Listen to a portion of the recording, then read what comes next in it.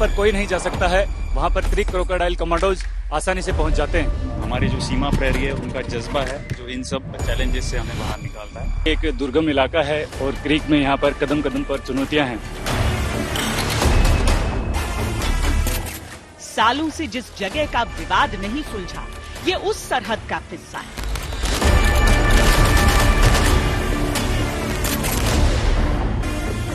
अभी तक disputed border के रूप में सर क्रीक माना जाता है। उसको डिफेंड करना अपने आप में एक अनूठा चैलेंज है।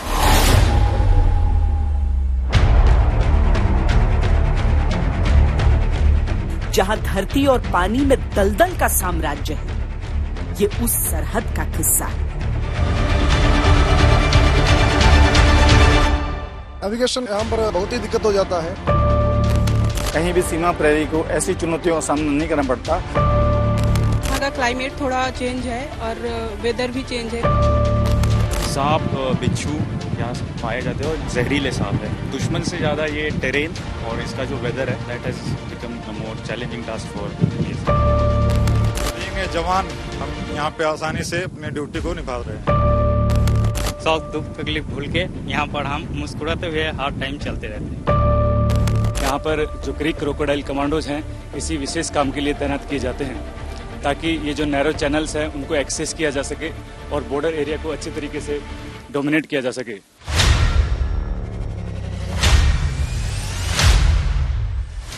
जहां भारत पाकिस्तान के बीच अंतर्राष्ट्रीय सीमा का अंत है, ये उस सरहद का किस्सा है।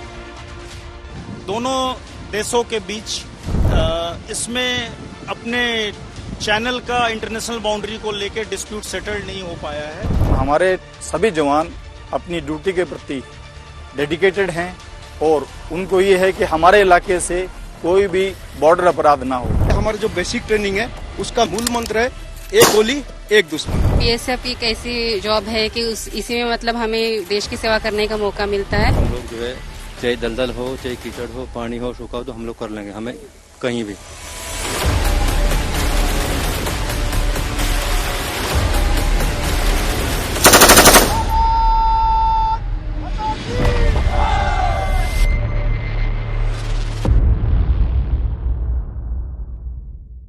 नमस्कार, जय हिंद, वंदे मातरम। मैं हूं श्वेता सिंह। हम इस समय बॉर्डर पिलर नंबर 1175 पर मौजूद हैं। यानी वो बॉर्डर पिलर जो भारत और पाकिस्तान के बीच अंतर्राष्ट्रीय सीमा का अंतिम पिलर है। लेकिन यहां पर अगर आप बीपी नंबर 1175 लिखा देख रहे हैं तो ये सांकेतिक है, क्योंकि जो असली पिलर है वो तो वहां दलदल के बीचों बीच पानी के सतह के चढ़ते उतरते होने के कारण यहां पर उसके साथ आप एक झंडा भी लगा हुआ देखेंगे ताकि भारत और पाकिस्तान के बीच की सीमा हमेशा चिन्हित रहे। आज हम आपको यहां के अलग अलग हिस्सों में ले जाकर हमारे सीमा प्रहरियों के समर्पण को दिखाकर बीएसएफ किस तरीके से इन बॉर्डर्स को गार्ड करती है वो बताकर समूचे सर क्रीक बॉर्डर एरिया के बारे में उसकी कहानी सुनाने वाले हैं।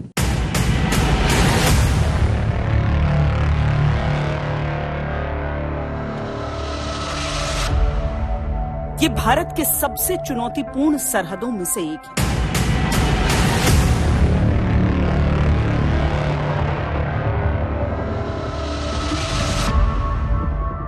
जहां लगभग 4050 वर्ग किलोमीटर दलदल में सीमा प्रहरियों की तैनाती है।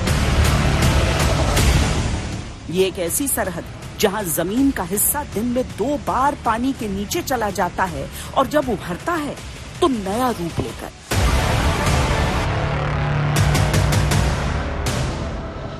आज हम आपको भारत और पाकिस्तान के बीच बेहद खतरनाक माने जाने वाले सर क्रीक बॉर्डर पर लिए चलेंगे, जहां बॉर्डर सिक्योरिटी फोर्स का पहरा है। ये बॉर्डर खतरनाक इसीलिए है क्योंकि पांव के नीचे जमीन की कोई गारंटी नहीं, कहां धरती ठोस है और कहां अचानक आपको निगलने को आतुर पता नहीं चलता।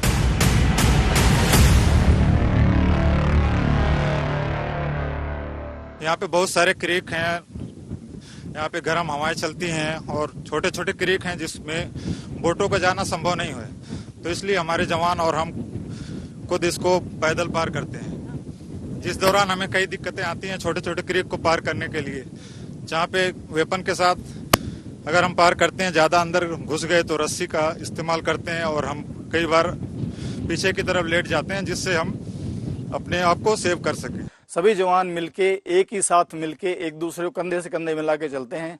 हर मुश्किल हालात में एक दूसरे को सपोर्ट करते हैं और अपने ट्रूप्स की सेफ्टी के लिए और अपने टास्क को पूरा करने के लिए जो भी करना है सब मिलके करते हैं।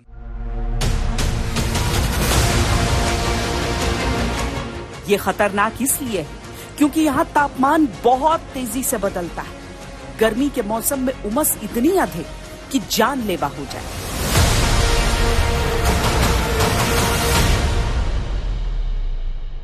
कैसा वेदर रहता है जनरली यहाँ पे ma'am? Mostly humid, wind speed बहुत ज़्यादा है, it can go more than 20 knots, और ह्यूमिडिटी बहुत है, उमस जिसे हम कहते हैं, और सलाइन या सैलिनिटी ज़्यादा है पानी में, तो वो मॉइस्चर में भी वो महसूस होता है, तो नमक महसूस होता है। तो आप अगर बोट से भी इवन जा रहे हो तो जो पानी आपके स्किन को, त्वचा को लगता है, उससे जलन भी होती है, तो इतना सैलिनिटी होता है इसमें। मतलब बहुत बड़ा चैलेंज, सिर्फ दुश्मन से नहीं मौसम से भी लड़ रहे हैं। एग्जैक्टली मतलब दुश्मन से ज़्यादा ये टेरेन और इसका जो वेदर है, that has become a more challenging task for BSF. जितना मतलब क्रीक के हिस्से में आगे जाते हैं, यानी कि ह्यूमिडिटी और ज्यादा होती है। मतलब कितनी हम समझे, यानी अगर टेम्परेचर मान लीजिए 35 है तो उसका रियल फील कितना? It can go more then 40 to 45 degree Celsius actual feel of temperature. If the temperature यानी 35 डिग्री होगा तो 40 डिग्री से ज़्यादा आपको महसूस होगा बिकॉज ऑफ ह्यूमिडिटी। मौसम गर्म रहता है, ह्यूमिडिटी ज़्यादा होती है, जिसकी वजह से डिहाइड्रेशन ज़्यादा होता है। इसके अलावा इस इलाके में टाइडल वाटर्स आते हैं, तो जो ऊंची बेट हैं जहां पर पानी टाइड में लेट चढ़ता है, तो धूप के समय में क्या होगा कि मिट्टी गर्म हो जाती है। मिट्टी गर्म होने से जब पानी उस पर चढ़ेगा तो वो पानी में हीट ट्रांसफर हो जाती है। तो जब हमारे ट्रूप्स पेट्रोलिंग में जाते हैं, कहीं भी जाते हैं ड्यूटी पर, तो पानी गर्म लगता है, तो ऊपर से धूप होती है और नीचे से गर्म पानी होता है, तो दिक्कतें बढ़ जाती हैं। और गर्म पानी में चलने से या ये सलाइन वाटर है, इस पानी में चलने से डिहाइड्रेशन जल्दी होता है, बॉडी को पानी की रिक्वायरमेंट बढ़ जाती है। ये खतरनाक इसलिए है क्योंकि सांप, बिच्छू और जहरीले कीड़े यहाँ की दलदल में छिपे रहते हैं। यहाँ पर सांप वगैरह की भी, सांप, बिच्छू यहाँ पाए जाते हैं और जहरीले सांप है, जैसे बांडी स्नेक हो या कोबरा, तो स्नेक बाइट के भी केसेस होते हैं। But BSF has all the medical facilities, हमारे पास एंटी वेनम भी है प्रोवाइडेड, तो इमरजेंसी केसेस में हम फर्स्ट एड दे के फिर we move them to CHC which is in nearest location Dayapur. ये खतरनाक इसलिए है क्योंकि पाकिस्तान जैसा पड़ोसी घात लगाए रहता है। हमारे सभी जवान अपनी ड्यूटी के प्रति डेडिकेटेड हैं और उनको ये है कि हमारे इलाके से कोई भी बॉर्डर अपराध ना हो।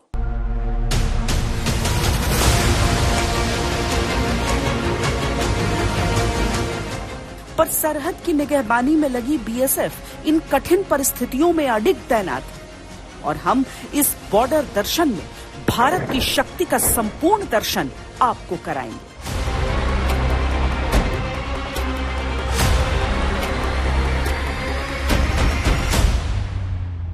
ये इलाका बहुत विस्तृत है और हमने यहाँ पर 3 दिन बिताए ताकि आपको इस इलाके के बारे में पूरी जानकारी दें।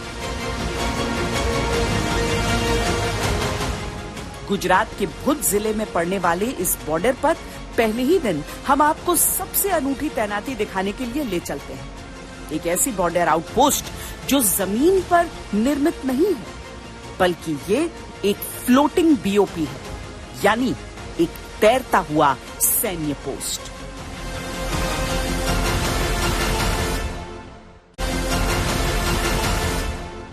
इस पूरे क्षेत्र में ये मुमकिन नहीं है कि हर जगह पर आपके ठोस जमीन पर पोस्ट हो, क्योंकि इस पूरे इलाके का भूगोल कुछ इस तरह का है। इसीलिए ये बीएसएफ की जो फ्लोटिंग बीओपी आप इस समय देख रहे हैं, बीओपी यानी कि एक बॉर्डर आउटपोस्ट, ये फ्लोटिंग बीओपी है, यानी कि हमेशा इसी तरीके से ये आपको नजर आएगी, जमीन से दूर लेकिन अपना कर्तव्य निभाते हुए सजग। इसकी क्या खूबियां हैं, कुछ इसी तरीके से हम दरअसल यहाँ पर पहुंचते हैं, पानी के रास्ते ही यहाँ पर पहुंचते हैं, तो इसकी जो खूबियां हैं, इसका जो दायित्व है वो हम सीधे वहीं पर चलकर पता करते हैं। समुद्र के खारे पानी के ऊपर हमारी बोट चल पड़ी। दोनों तरफ दलदल वाला क्षेत्र था। कुछ ही देर बाद सामने नजर आ रही थी पानी पर तैरती हुई एक पोस्ट, एक फ्लोटिंग बीओपी।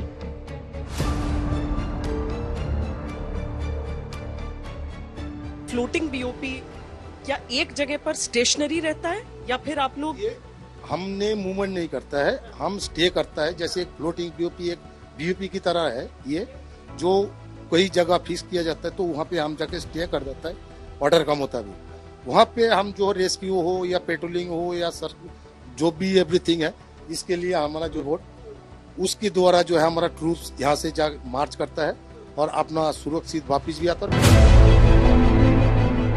फ्लोटिंग बीओपी नदी और समुद्र में चलने वाली बॉर्डर आउटपोस्ट या सैन्य पोस्ट होती है जो एक जगह से दूसरी जगह तैरते हुए आगे बढ़ सकती है। ये बीओपी भारत में मैंग्रोव के दलदली क्षेत्रों में तैनात की गई है। सुंदरबन और सक्रीक एरिया में इनकी तैनाती है। फ्लोटिंग बीओपी पानी में एक ही जगह पर स्थिर भी रह सकती है और इन्हीं बीओपी में मौजूद पेट्रोल बोट्स को पानी में उतारकर हमारे कमांडोज खतरनाक दलदली इलाकों तक पेट्रोलिंग के लिए जा सकते हैं।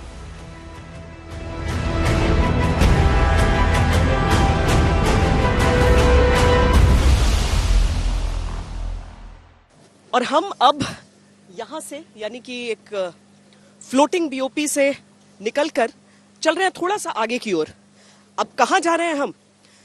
देखिए, इस इलाके की मुश्किलों के बारे में हमने आपको बताया है, कितनी कठिनाइयां यहाँ पर हैं, कैसा मौसम है, कैसी परिस्थितियों में हमारे सीमा प्रहरी यहाँ पर तैनात रहते हैं, वो हमने दिखाया है।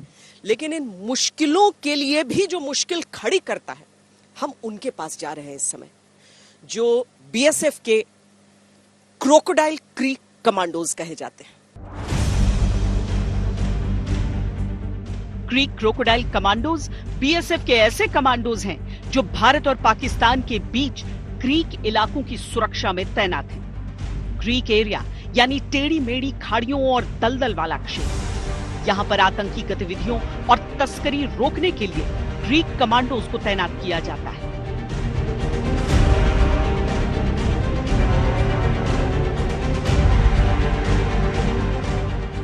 ये दलदली इलाकों के स्पेशलिस्ट होते हैं, कुछ मगरमच्छ की तरह पानी में भी और दलदली जमीन पर भी ये सक्षम है, मुस्तैदी से पेट्रोलिंग करते हैं। क्रीक क्रोकोडाइल कमांडोज की पहली इकाई का गठन 27 नवंबर 2009 में हुआ था, यानी 26/11 के मुंबई हमलों के एक साल बाद। सैनिकों की इस पेट्रोलिंग ड्यूटी को देखने के लिए हम भी एक पेट्रोल बोट पर सवार होकर क्रीक क्षेत्र की तरफ बढ़ चले। जब पांव के तले ठोस जमीन न हो तो अच्छे लड़खड़ा जाते हैं, लेकिन ऐसी परिस्थितियों में क्यों जो क्रोकोडाइल क्रीक कमांडोज हैं उन्हें बेस्ट कहा जाता है? क्या आप लोग ऐसा कर सकते हैं? क्या ऐसी जगह पर दौड़ना, भागना, मुकाबला करना सब कुछ? चाहे दलदल हो, चाहे कीचड़ हो, पानी हो, सूखा हो, तो हम लोग कर लेंगे, हमें कहीं भी। क्या क्या चीजें लेकर चलते हैं? जैसे मैं रोप देख रही हूँ, जैसे कि हमारा पर्सनल हथियार, एमिनेशन, इक्विपमेंट जो भी होता है, रोप वगैरह, कमांडो रोप वगैरह होता है। फिर उसके साथ हमारा पर्सनल इक्विपमेंट में बाइनोकुलर वगैरह होता है, जैसे दूर तक देखने के लिए, और बाकी अपना पर्सनल हथियार। फिटनेस, रोजाना आप लोग की ट्रेनिंग बहुत जरूरी, ये सारी चीजें इसका ख्याल रखते हुए चलते हैं? जी मैम, बिल्कुल मैम। विदाउट ट्रेनिंग मैम ये करना थोड़ा टफ हो जाएगा, और इसके लिए हमारी स्पेशल ट्रेनिंग भी चलती है मैम। तब जाके मैम कमांडो कोर्स, एक क्रीक क्रोकोडाइल का एक्स्ट्रा कोर्स चलता है मैम, तो उसकी वजह से हमें प्रशिक्षण दिया जाता है। नदी, नाले या इस तरह के क्रीक में चलने की अभ्यास की जाती है, तब जाके मैम पॉसिबल हो। तो ऐसे भी जब ऐसी दलदली मिट्टी में आप चलते हैं, यहाँ पर हमने थोड़ा सा ढूंढ कर ऐसी सख्त जमीन को निकाला है जहां पर हम खड़े हो पाए कम से कम। हालांकि इसमें भी जब आप खड़े हो तो आपके पांव धीरे धीरे नीचे धंसने लगते हैं, और जब मिट्टी पकड़ती है तब एक कदम उठाने की जो ताकत है, मुझे लगता है दोगुना नहीं कई गुना ज्यादा। जी जी, लगता तो बहुत है। बहुत ताकत तरह का हम लोग सिखलाई मिलता है तो हम लोग कोई दिक्कत होती नहीं है। जी नहीं। पर उसके लिए बहुत आप लोग को स्ट्रांग भी होना जरूरी है। जी, डेली एक्सरसाइज और मेडिटेशन और टफ ट्रेनिंग। यस।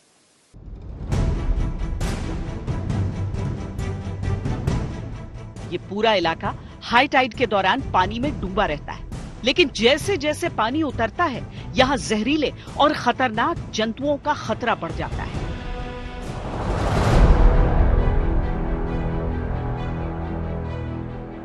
ये पूरा आप इलाका देखिए, ये दरअसल मडलैंड इसे कहा जाता है, सैंडबेट कहा जाता है। इस तरह के छोटे छोटे यहाँ पर बहुत सारे ऐसे आपको टापूनुमा इलाके मिलेंगे, लेकिन दरअसल ये मैंग्रोव्स हैं। अब यहाँ चलते हुए यहाँ पर छोटे छोटे जीव जंतु हमें मिल रहे हैं और हमें सावधान भी किया गया है कि यहाँ पर बड़ी संख्या में सांप भी पाए जाते हैं और इन्हीं सांपों से हमारे जो सैनिक हैं, हमारे जो कमांडोज हैं, उनका भी सामना होता है। ये पूरा इलाका इतना इनहॉस्पिटेबल है, इतना मुश्किल है, कहीं आपको पता नहीं चलते चलते कहां पर ऐसी जमीन हो कि उसमें आपका पांव जाए तो वो धंसता चला जाए। सर क्रीक भारत और पाकिस्तान के बीच विवादित पानी की एक 96 किलोमीटर लंबी पट्टी है जो भारत के गुजरात और पाकिस्तान के सिंध के बीच स्थित है। सर क्रीक का पूरा इलाका पानी के कटाव के कारण बना है। यहाँ ज्वार भाटे के कारण ये तय नहीं हो पाता कि इसका कितना हिस्सा पानी में रहेगा और कितना पानी के बाहर। सर क्रीक की ये धारा पाकिस्तान के सिंध प्रांत को गुजरात के कच्छ क्षेत्र से विभाजित करती हुई अरब सागर में गिरती है। सर क्रीक एशिया के सबसे बड़े मछली पकड़ने वाले क्षेत्रों में से एक है। सीमा निर्धारित न होने के कारण कुछ पाकिस्तानी मछुआरे गलती से इस इलाके में चले आते हैं, तो कई बार तस्करी के मकसद से। क्योंकि सर क्रीक क्षेत्र में सीमा का निर्धारण नहीं हुआ है, इस कारण इस समुद्री क्षेत्र में मौजूद तेल और गैस के विशाल भंडारों का दोहन भी नहीं किया जा सका है।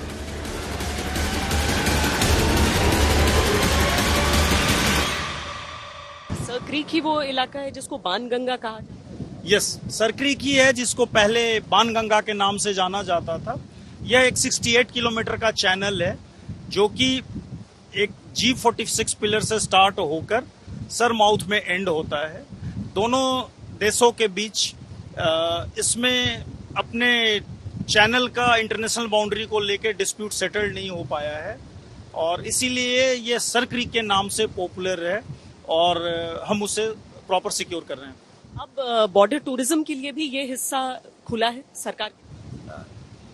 जी हाँ, अभी जैसे कि देश के निर्णय के अनुसार चूंकि यहाँ का जो नेचुरल वेजिटेशन, नेचुरल टेरेन ये अपने आप में अनूठा है, तो एक प्रयास की जा रही है कि यहाँ हमारे पास जो मैंग्रोव्स डिफरेंट टाइप के हैं, मैंग्रोव्स के साथ साथ आपको डिफरेंट पाए जाने वाले डिफरेंट एनिमल्स को दिखाने के लिए लोगों को नजदीक तक क्यों नहीं लाया जाए, जो कि हमारे को ऐसे बाकी जगह उनको देखने को नहीं मिलता है, दर्शन कर सकें। जिससे कि अभी यहाँ की सरकार ने इसे सीमा दर्शन के नाम से प्रारंभ किया है और इसमें अभी शुरुआती स्टेज में है, इसमें भी समय लगेगा बट चल रहा है।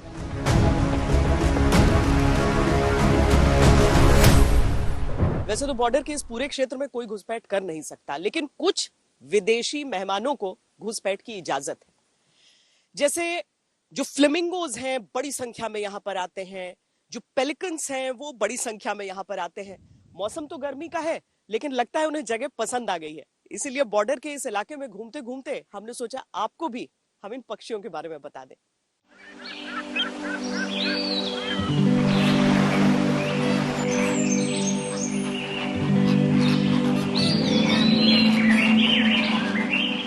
मछलियों की तलाश में फ्लैमिंगोज और पेलिकन्स इस इलाके में सुबह से शाम तक नजर आ जाते हैं।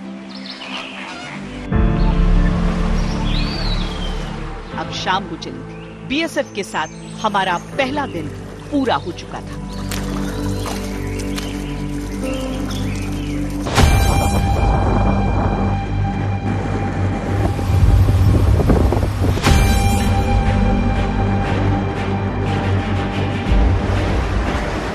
लाल रंग में अगर आप बोर्ड देखते हैं तो आप समझ लीजिए कि वो पाकिस्तान की बीओपी को सिग्निफाई कर रहा है और काले रंग में जो दर्ज है वो भारत की तरफ।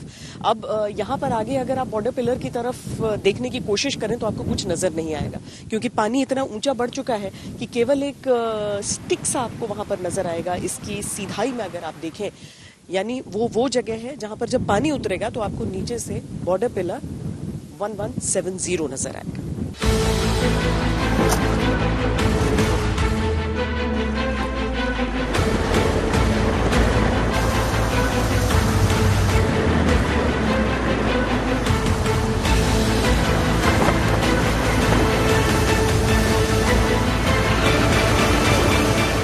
क्रीक का जो ये पूरा हिस्सा है वो बड़ा छल करता है। कहीं पानी है, कहीं दलदल है, कहीं तेज हवाएं हैं, लेकिन उसके बीच दुश्मन आपसे छल न कर पाए, इसके लिए बॉर्डर सिक्योरिटी फोर्स के जो सीमा प्रहरी हैं वो सब 24 घंटे चौकन्ने रहते हैं। हम इस समय निकले हैं ऐसे ही एक गश्त पर बॉर्डर सिक्योरिटी फोर्स के इस टुकड़ी के साथ। दरअसल अलग अलग बोट्स एक साथ निकलती हैं। ये पूरा जो अंतर्राष्ट्रीय सीमा का हिस्सा है वहां पर किसी भी तरीके से कोई अवैध व्यक्ति भीतर आने का प्रयास न कर सके, किसी भी तरह से देश को कोई नुकसान न पहुंच सके, इसीलिए ये अपनी ड्यूटी के लिए निकले हैं और उनके साथ बॉर्डर की ये कहानी सुनाते हुए हम आपके लिए निकले हैं।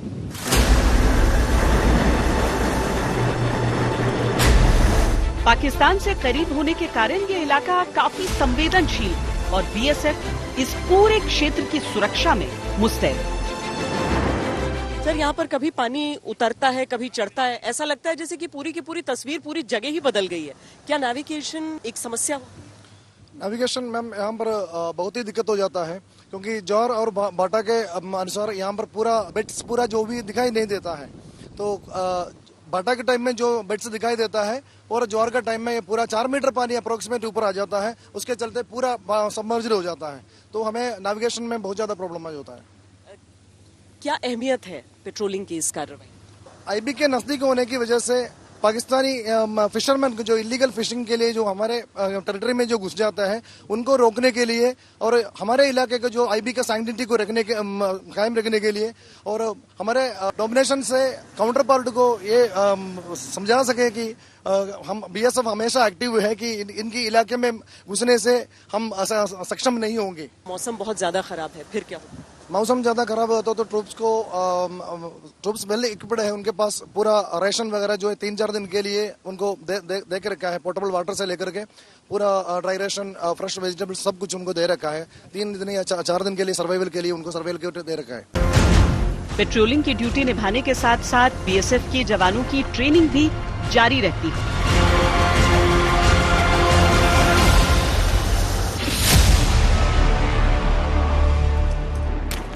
अगर दलदली जमीन पर कुछ संदिग्ध लोग दिख जाएं, तो आखिर उन्हें पकड़ना कैसे? इसी ट्रेनिंग का ये हिस्सा हमारे सामने नजर आया।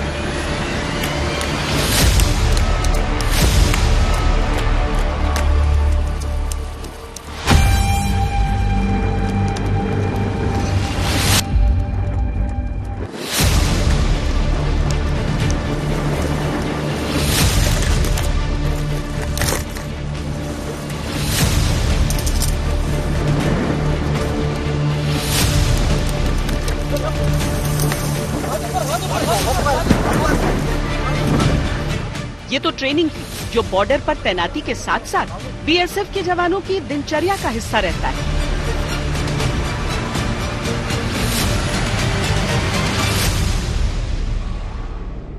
हम उस हिस्से में पहुंच गए हैं जहां पर अब आप देखेंगे तो ये कीचड़ है, आगे दलदल का हिस्सा हो जाता है।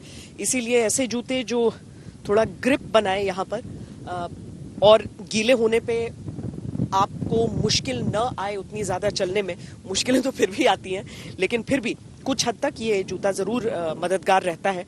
तो हम अब आगे उस हिस्से की तरफ चलकर जाएंगे जहां पर हमारे सीमा प्रहरियों की जो ये जिम्मेदारी है, जो ये दायित्व है, उसका सबसे कठिन हिस्सा है।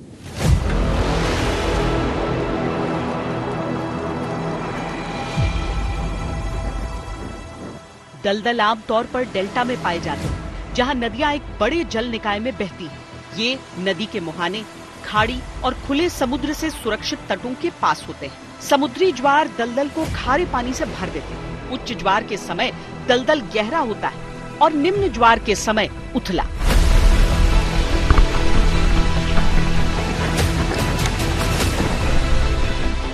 दलदल में फंसने पर उससे निकलना बहुत मुश्किल होता है।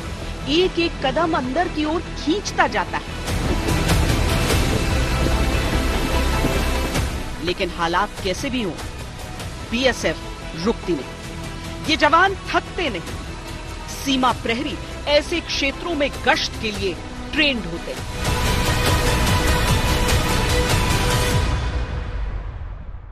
देखिए, ऐसे इलाकों में चलने के लिए हमसे कहा गया कि ये जो लाठी है ये काफी, ताकि आपको पता चले कि कहां पर। तो अभी तो जा रही है, लेकिन आगे मुझे कदमों का जो निशान दिख रहा है उसमें ये बहुत ही नीचे तक।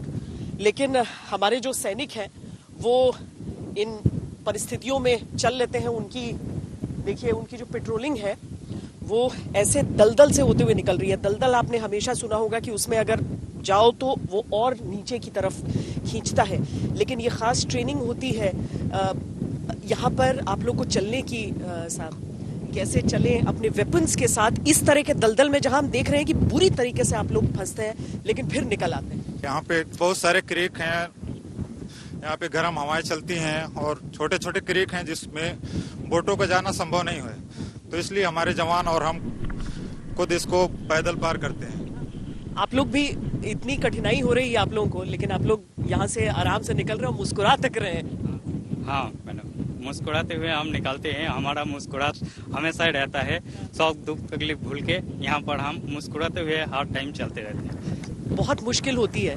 वेपन बचाते हुए आप निकल रहे हैं, वहां से निकल रहे हैं। हाँ मैम, वेपन बचाते हुए और अपनी सेफ्टी रखते हुए हम बाहर निकल जाते हैं। बाहर निकल जाते हैं। सीमा प्रहरियों की अलग ताकत होती है। हाँ जी मैम, बिल्कुल। दिक्कत के मुश्किल से हम लोग धीरे धीरे ये नाला उला पार करते हैं। छोटा मोटा नाला, उसमें थोड़ा गहरा भी होता है, लेकिन कभी कभी हम डंडे से सहारा लेते हैं, इसके बाद हम पार होते हैं। मैडम, डंडा, रस्सी, ये सारी चीजें रहती हैं, लेकिन उसके साथ अगर आप इस जगह को ही देख लीजिए तो ऐसा नहीं है आप बोट से इतनी दूर तक आएंगे, उसके बाद तो आपको पैदल ही चलकर जाना है और वो दलदल ही आपका सामना करना है। हाँ मैम, दलदल है, लेकिन पहले हम बम्बू से थोड़ा ट्राई करते हैं कि वो दलदल ज्यादा है ना कम है, उसी हिसाब से हम बोट से उतरते हैं।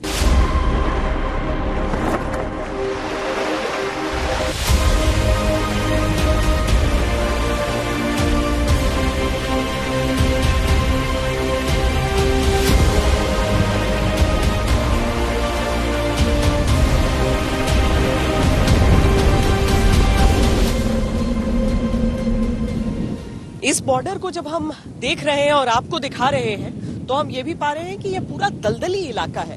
दलदली इलाका होने की वजह से यहाँ पर निर्माण लगभग असंभव, लेकिन भारत ने ये कर दिखाया है। दरअसल पाकिस्तान को तो ये चिंता नहीं है कि कोई वहां पर घुसपैठ करेगा, इसीलिए उसकी तरफ आपको निर्माण का नामो निशान नजर नहीं आएगा। लेकिन भारत के क्षेत्र में आपको जो पोस्ट्स हैं वो भी पक्के बने हुए यहाँ पर दिखेंगे और ये स्मार्ट फेंसिंग जिसे यहाँ पर लगाया गया है ये जी लाइन है, यानी इंटरनेशनल बॉर्डर का ही हिस्सा। लेकिन जब आईबी के पिलर्स खत्म होते हैं तो एक सीधी लकीर में ये जी लाइन जहां पर ये स्मार्ट फेंसिंग को लगाया गया है, अब इस पर चढ़ना भी संभव नहीं होता है क्योंकि इस पे ग्रिप संभव नहीं है, इसको काटना भी संभव नहीं होता है क्योंकि उतने पतले दायरे में इसकी बनावट है। यहाँ पर इस क्षेत्र में इस पूरे जी लाइन तक इस स्मार्ट फेंसिंग को लगाने की योजना है ताकि किसी भी तरह की घुसपैठ यहाँ पर न हो सके। दलदली इलाकों में पेट्रोलिंग करना अपने आप में एक बड़ी चुनौती है। इस क्षेत्र में पाकिस्तानी घुसपैठियों का खतरा हमेशा बना रहता है, जिसके लिए सिर्फ इंसान ही नहीं बल्कि तकनीक की भी जरूरत होती है। इसीलिए भारत ने इस इलाके और इस जैसे दूसरे सरहदी इलाकों में स्मार्ट फेंसिंग का इस्तेमाल किया है, जहां लेजर और कैमरों की मदद से घुसपैठ पर अंकुश लगाया जाता है। हमारे पीछे भारत का अंतिम पिलर नजर आ रहा है, पिलर नंबर 1175। ये भारत और पाकिस्तान के बीच अंतर्राष्ट्रीय सीमा का अंतिम पिलर है। इसके बाद से जी लाइन या ग्रीन लाइन शुरू होती है, जो स क्रीक के क्षेत्र को चिन्हित करती है। भारत में जब हम नारी को शक्ति कहते हैं तो ये केवल कहने की बात नहीं होती।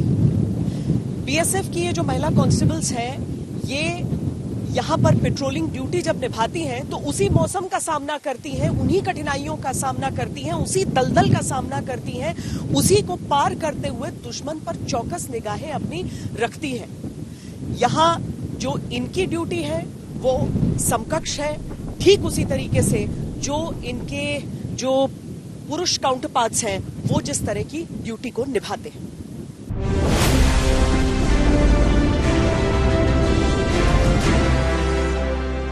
बीएसएफ का गठन 1965 में हुआ था, जिसमें सीमा की निगरानी का काम पुरुष कांस्टेबलों को दिया गया।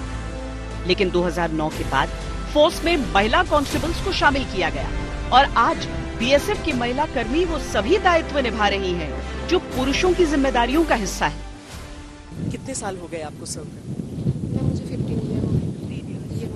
यहाँ पर जो ड्यूटी आपकी होती है, मतलब जैसे जो पुरुष बीएसएफ के कांस्टेबल्स होते हैं, आप लोग पर कोई रियायत है या सेम टू सेम आप लोग? नहीं मैम, वैसे तो सेम ही है। उसके अकॉर्डिंग हमें सारा कुछ बताया जाता है, मतलब ट्रेनिंग दी जाती है सेम, मतलब जैसे जेंट्स की होती है ट्रेनिंग वैसे ही होती है। मतलब उसके बाद जैसे एज रिलैक्सेशन होती है, उसमें जैसे जैसे एज हमारी हो जाती है थोड़ा, मतलब उस तरीके से मतलब। लेकिन ये बताइए कि कठिनाइयां तो यहाँ पर आप लोगों के लिए भी वही है, मतलब जो दलदली जमीन है, जो मौसम है यहाँ का, जो बहुत ज्यादा गर्मी है, हाँ जी, उसका सामना आप लोग सब करते हैं? जी मैम, उसकी हमें ट्रेनिंग दी जाती है। ठीक लग रहा है, मुश्किल लग रहा है? ठीक लग रहा है। हाँ, कोई कठिनाई नहीं होती है इस ट्रेनिंग वगैरह? नहीं। सारी चीजों से डट कर लड़ती है? हाँ, लड़ लेती है। घर में भी सब खुश रहते हैं इससे? हाँ, खुश रहते हैं।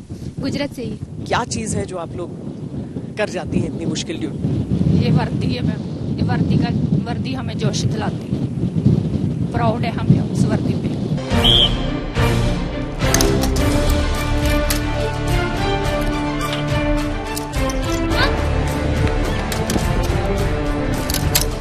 इस ड्यूटी को अंजाम देने के लिए बीएसएफ की महिला कांस्टेबल्स को कड़ी ट्रेनिंग से होकर गुजरना पड़ता है, जिसमें हथियारों की ट्रेनिंग भी शामिल है। आंखों पर पट्टी बांधकर भी इनका दिमाग पूरी तरह चौकन्ना रहता है। सबसे कठिन बॉर्डर्स में से एक है और यहाँ भी बीएसएफ की वीरांगनाएं तैनात हैं। ट्रेनिंग का कमाल है, 9 महीने ट्रेनिंग करके, इतनी टफ ट्रेनिंग करके हमें सिखाया जाता है कि हथियार को कैसे हैंडल करना है और ड्यूटी कैसे की जाती है। तो कुछ भी मुश्किल लगता है? मुश्किल तो पहले लगता था, लेकिन उसके साथ हमको हमारा होश बढ़ाने के लिए हमारा कमांडर्स वगैरह ट्रेनिंग से आसान हो जाता है। हाँ, हो जाता है। शुरू में लगता है कि हम कोई हथियार ना चला पाए, लेकिन ट्रेनिंग हमें इस दौरान दी जाती है कि हम हर मुश्किल में और हर हथियार का सही इस्तेमाल कर सकें। कुछ अलग लगा समुद्री ऐसा इलाका देखकर? ऐसा यहाँ का क्लाइमेट थोड़ा चेंज है और वेदर भी चेंज है, कभी बहुत ज्यादा धूप होती है, कभी बारिश होने लगती है। हमें ट्रेनिंग में इतना सिखाया जाता है, हमारी ट्रेनिंग में सब कुछ सिखाया जाता है कि हमें कैसे वेपन हैंडलिंग करना है, किस प्रकार से अगर कोई मुश्किल आ जाती है तो हमें किस प्रकार से सिचुएशन को हैंडल करना है, सब कुछ सिखाया जाता है। बीएसएफ एक ऐसी जॉब है कि इसी में मतलब हमें देश की सेवा करने का मौका मिलता है और ट्रेनिंग के दौरान तो सब सिखलाई तो दी जाती है। स्टार्टिंग में आने के बाद तो थोड़ा लगता है, लेकिन बाद में आदत हो जाती है और हम हर सिचुएशन को हैंडल कर लेते हैं। आप बीएसएफ की शूटिंग टीम? यस मैम, मैं अभी बीएसएफ की शूटिंग टीम खेल के आई हूँ। मेरा पहला स्थान रहा जिसमें मुझे गोल्ड मेडल प्रदान हुआ है। कौन सा वेपन, कौन सी डिसिप्लिन? मैं 5.5 इंसास राइफल 300 यार्ड में स्नैप शूटिंग खेलती थी।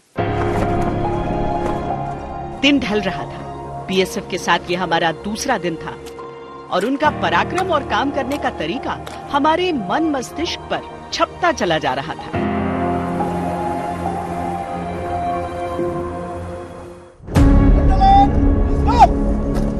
नई सुबह एक नई तस्वीर लेकर आई।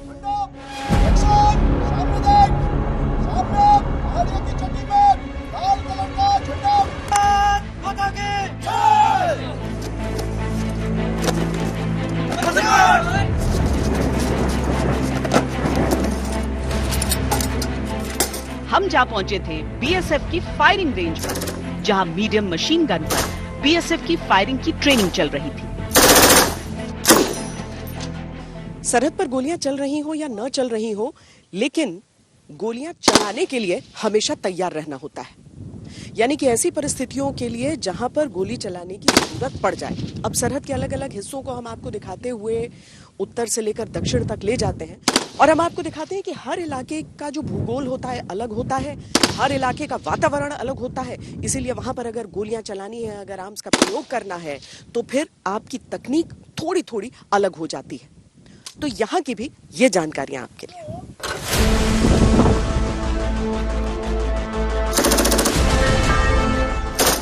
400 मीटर सामने पहाड़ी की ढलान में। इस क्षेत्र की संवेदनशीलता को देखते हुए बीएसएफ के सीमा प्रहरियों को हर तरह से मुस्तैद और हर हाल में तैयार रहना होता है। ये फायरिंग उसी ट्रेनिंग का हिस्सा है। हम जो हमारे पीछे जो हम देख रहे हैं, जो वेपन की ट्रेनिंग हो रही है, वो 7.62 MMG है। ये एक ऐसा वेपन है जो लॉन्ग रेंज पर कम से कम सेफ्टी एंगल पे ऑटोमेटिक फायर देने में सक्षम है। ऐसे कठिन परिस्थितियों में जो तैनाती होती है हमारे सीमा प्रहरियों की, कैसे सब खुद को मोटिवेटेड रखते हैं? क्या देश सेवा इतना बड़ा? मैम, ये जो हमने वर्दी पहन रखी है, इसे पहनते ही ये मोटिवेशन की बाहर से लाने की जरूरत नहीं पड़ती मैम, ये अंदर से आता है। इन्फेंट्री का एक बटालियन की एडवांस को पूरा रोक देता है। उसके बाद ये जो उसके बाद CI ऑप्स जैसे काउंटर इंसर्जेंसी एरिया, नक्सलवाद एरिया, उसके ऊपर जब हम गन को गाड़ी के ऊपर लगा के माउंट करके पेट्रोलिंग या एम्बुश में जाते हैं, उस समय जो नक्सल देखते हैं तो उनका मन में एक डर पैदा होता है कि ये कौन सा हथियार है, इतना बड़ा बेल्ट है, लंबा फायर है, इतना लगातार फायर है, ब्रस्ट फायर है। इससे नक्सलवाद उग्रवादियों के बीच में भी बहुत डर पैदा होता है। ये दिन की फायर में जितना काबिलियत रखता है, उतना ही रात की फायर में इसका काबिलियत रखता है। ट्रेनिंग क्या रात के समय भी होती है? रात के समय भी हमारा ट्रेनिंग चलता है। अच्छा निशानेबाज जो है वो पैदा नहीं होता है, बनाया जाता है मैडम। हम इसको एक गोली एक दुश्मन, वो हम ट्रेनिंग के अंदर ही मुद्दा हासिल करते हैं। जिस तरह के इलाके में हम हैं, यहाँ पर यहाँ तो ठीक है, अभी थोड़ी हरियाली दिख रही है, वैसे कोई आड़ नहीं होती है। तो यहाँ की फायरिंग का तरीका भी थोड़ा सा अलग आप लोग से। हाँ बिल्कुल मैडम, जहाँ पे आड़ नहीं होता, ये गन को लो से लो माउंट करके हम जमीन के साथ रेंगते हुए दुश्मन के नजदीक से नजदीक पहुंच जाते हैं, जो कि दुश्मन को उसको पता भी नहीं लगता है।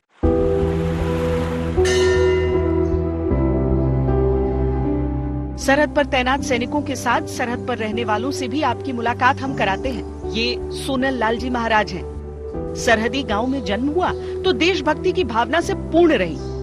कोशिश थी सुरक्षा बल में भर्ती, नहीं हुआ तो बॉर्डर की रिपोर्टिंग की। अब सरहद पर ही इस सिद्ध स्थान पर पीठाधीश।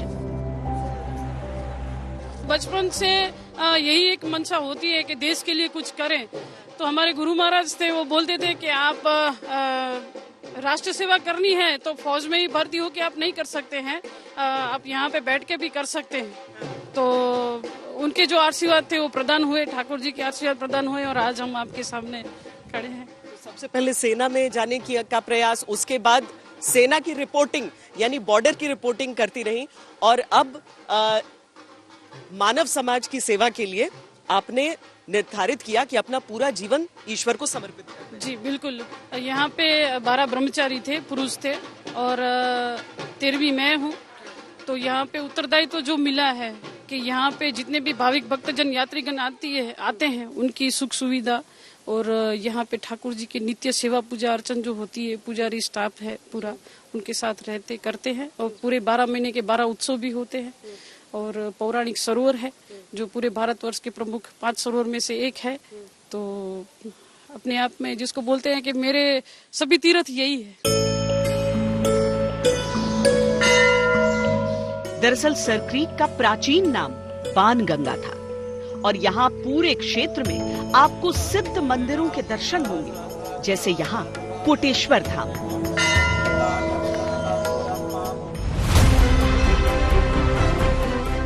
बीएसएफ के साथ गुजारे 3 दिनों में हमने क्रीक कमांडोज का शौर्य देखा तो पानी पर तैरती पोस्ट भी देखी, दलदल में धंसते एक दूसरे को संभालते जवान देखे तो महिला कांस्टेबल्स का संकल्प भी देखा। सीमा सुरक्षा बल के साथ हमारा तीसरा दिन खत्म जरूर हो गया, लेकिन ये एक कभी न खत्म होने वाली कहानी की शुरुआत भी है। कहानी भारत की सीमाओं को सुरक्षित करते वीर प्रहरियों की।